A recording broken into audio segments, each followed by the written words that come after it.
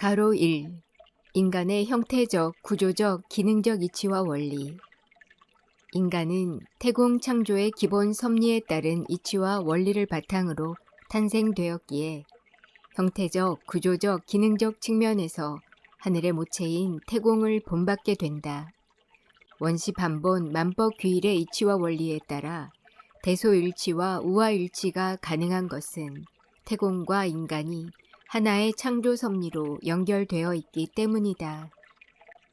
그렇다면 태공과 인간은 창조 섭리적으로 어떤 형태적, 구조적, 기능적 유사성을 가지는 것일까?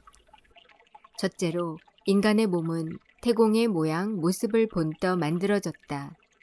태공 외막을 형성하고 있는 빛은 인간의 외막을 형성하고 있는 피부 구조와 닮은 꼴이다. 따라서 인간의 피부 구조와 구조체계를 살펴보면 태공 외막을 형성하는 빛의 구조와 구조체계를 어느 정도 유추할 수 있다. 그림 4. 인간의 피부 구조. 인간은 피부라고 하는 외막에 의해 주변 공간 및 여타의 존재와 경계를 갖는다. 또 그 피부가 개체로서의 생명을 유지, 관리, 발전하는 데 필요한 다양한 신체 기관을 감싸고 있다. 이 밖에도 인간의 구조를 이루고 있는 모든 신체 기관들이 태공의 형태, 구조, 기능을 본으로 하여 만들어졌고 그러한 기관들이 가지는 위계와 질서 또한 태공의 그것과 유사하다. 인간은 태공의 운행수리인 12수리에 맞추어 만들어져 있고 실제로 태공도 12개의 하늘로 나누어져 있다. 그 핵심이자 중심이 되는 곳은 12천 도계, 천궁과 천궁 영역으로서 인간의 구조로 볼 때 12천 도계는 상초를 다스리는 상단전의 상주에 해당된다고 할 수 있다. 얼굴 양 미간의 인당혈에 자리한 상주는 인간에게 가장 핵심이 되는 자리로 그곳에는 자신의 신이 거한다. 현상적인 측면에서는 뇌가 인간의식을 담당하는 기관으로 알려져 있지만 실제로는 뇌보다 더 중추적 역할을 하는 무형의 영역이 존재하는데 그곳이 바로 상주다. 상주의 작용과 뇌는 긴밀하게 연결되어 있고 뇌는 상주의 작용을 유형적 차원에서 수행하는 역할을 한다. 그리고 상주가 무형의 핵심 영역으로 자리하고 있는 인간의 머리 구조는 12천 도계에서 비롯된 11천 도계와 구조적으로 유사한 측면이 있다. 또한 인간의 모든 중요한 신경과 혈액, 호르몬 등이 종합적으로 모여 교류, 공감, 소통되고 있는 목은 태공의 10천 도계와 유사하다. 그림 5. 태공과 인간의 구조적 유사성. 각주 24. 목은 생명의 영속성을 상징한다. 인간의 생명이 끊어지기 직전 마지막 호흡의 통로가 목이다. 따라서 목을 통한 숨, 즉 목숨이 유지되어야 생명이 지속된다. 이는 모든 존재들이 수많은 생을 거듭하며 윤회의 고리를 완전히 끊고 생명의 영속성을 가지기 위해서는 완성의 세계인 10천 도계에 올라야 한다는 것과 일맥상통하는 부분이 있다. 목 아래쪽을 보면 생명의 유지를 위하여 없어서는 안 될 중요한 세 개의 장부가 있는데 바로 심장과 좌우의 폐다. 각주 25. 인간의 몸에는 신체 대사를 원활하게 조절하기 위해 서로 협력 관계에 있는 다양한 삼원 작용이 존재하는데 첫째가 심장과 좌우 폐, 둘째가 좌우 신장과 방광, 셋째가 간담 위장, 넷째가 소장, 비장, 대장이다. 심장이 인체의 혈액을 순환시키는 기능을 가지듯 신장은 인체의 호르몬 대사를 조절하고 방광은 인체의 자율신경계를 조절하는 기능이 있다. 이렇게 인체의 혈액, 호르몬, 신경을 조절하는 기능을 하는 심장과 신장, 방광을 수리적인 가치관과 관점에서 보면 중초에는 심장과 좌우 폐가 도수인 삼수로 삼원의 형상을 이루고 있고 하초에는 좌우 신장과 방광이 삼원의 형상을 이루면서 상하 음양으로 조응하고 있다. 그리고 간, 소화효소 생성, 담, 소화효소 저장, 위장, 소화와 소장, 흡수, 비장, 운반, 대장, 배출도 각각 삼수로 어울리며 작용을 한다. 이 장부들은 삼원의 진리에 의하여 짝을 이루어 존재하며 그 형태와 구조, 기능 면에서도 태공과 유사한 면을 가지고 있다. 신체 구조와 구조 체계를 보면 좌우 12쌍의 갈비뼈가 이들 장부 전체를 보호한다.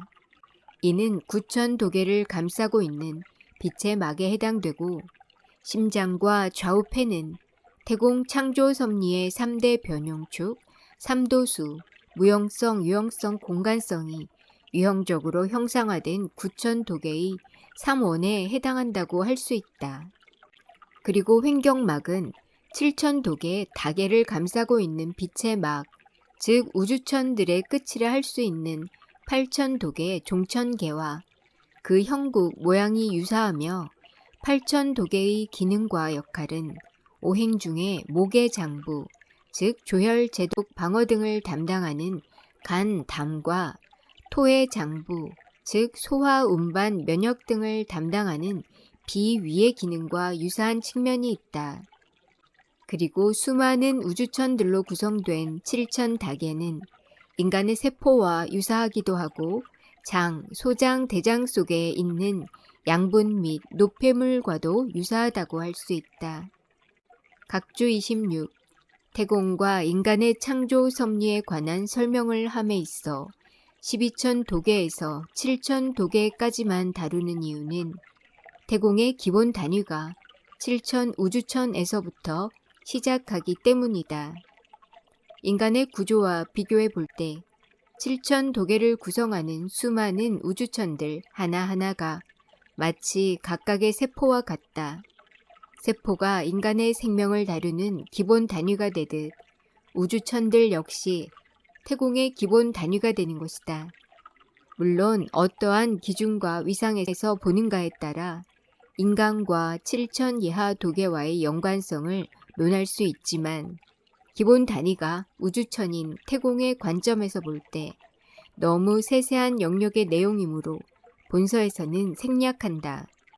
둘째로 하늘의 빛과 힘 가치와 다차원적이고 동시차원적으로 교류하는 인간의 규도, 태공 창조 섭리에 따른 이치와 원리에 상통한다. 우선 태공의 1광 12천, 3도, 9천 3도, 7다, 7천 다계에 상합하여 인간에게는 1신, 1령, 3기, 3혼, 7정, 7백이 있다.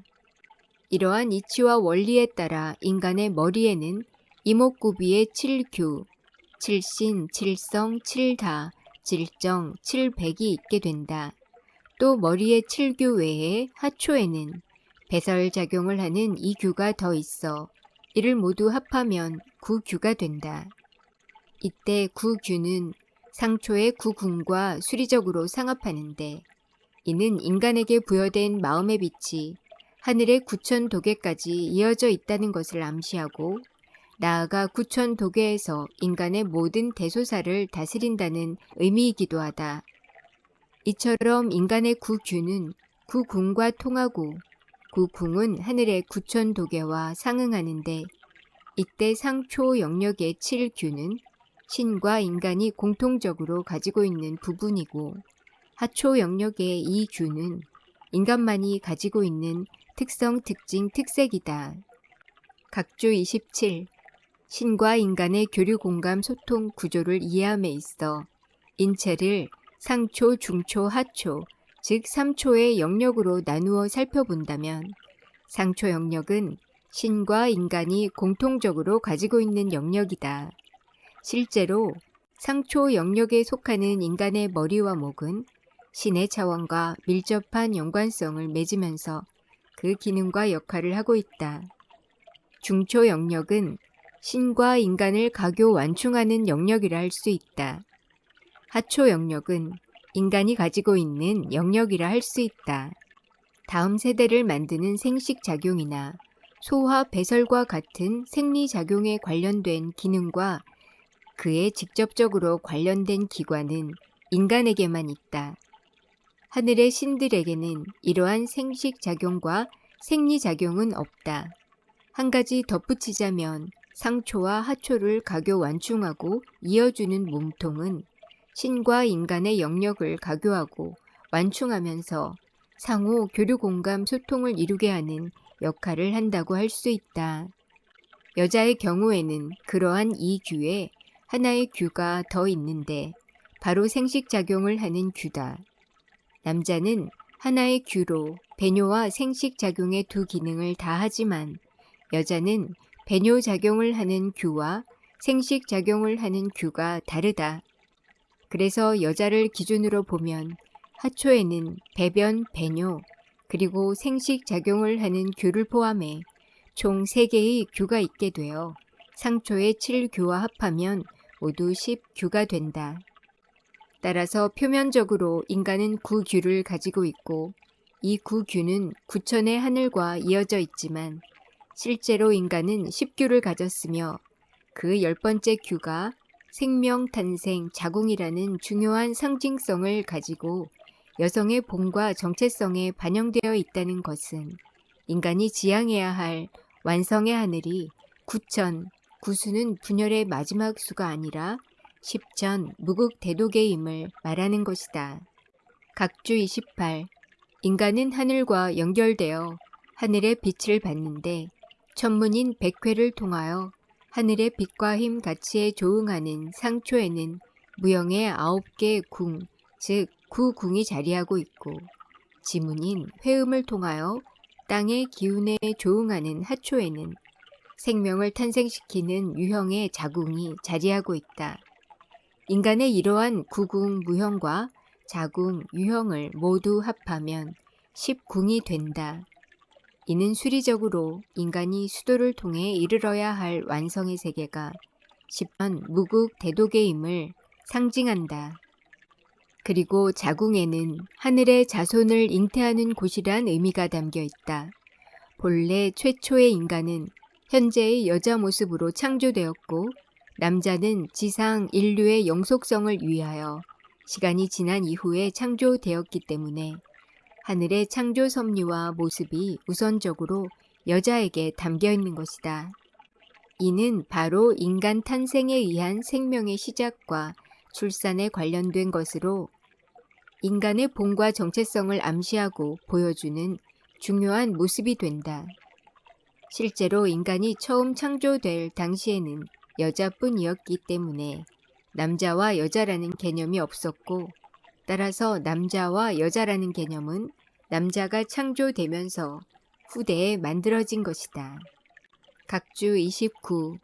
인간이 이르러야 할 완성의 세계로서 십수가 지닌 상징성이 신체 구조에 반영되어 적용 실행 구현되고 있지만 인간의 모습은 근본적으로 태공의 모습을 본떠 만든 것이기에 태공의 운행수리인 12수리의 이치와 원리가 동시에 내재해 있다.